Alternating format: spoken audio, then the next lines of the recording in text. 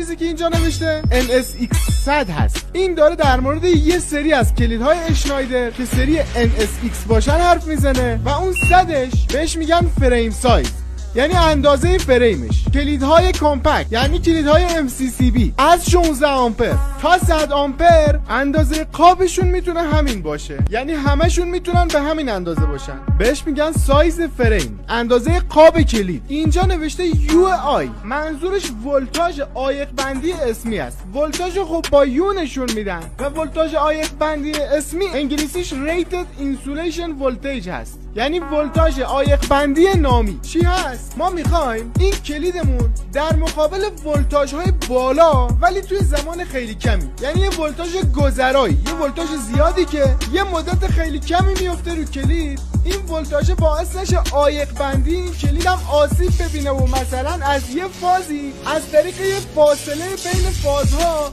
راه بده به اون یه فاز جریانی جاری بشه، یعنی به خاطر اون ولتاژ این عایق بندی کلید از بین بره و بین این سه تا فاز هم با هم جریان برقرار بشه. حالا اینا میان این ولتاژ روی این کلید مینویسن، منظورشون اینه که اگه تا این ولتاژ به کلید بدی این جریانه اگه برقرارم بشه مقدارش خیلی ناچیزه. حالا ما از این ولتاژ کجا استفاده میکنیم؟ وقتی میخوایم تست انجام بدیم رو کلید. چه تستی؟ تست هایپاد طبق استاندارد IEC 61439 پارت 1 حدود 2000 ولت به کلید توی زمان کمی حدود 5 ثانیه اعمال میکنیم که ببینیم اتفاقی براش نمیفته یا نه، عایق بندیش آسیب نمیبینه یا نه. بعدی نوشته UAE، ولتاژ بهره برداری اسمی است، یعنی ولتاژی که این کلید برای کار کردن توی اون ساخته شده. حالا جلوش اومده دو تا چیز دیگه به ما داده، ISCU و ISCS.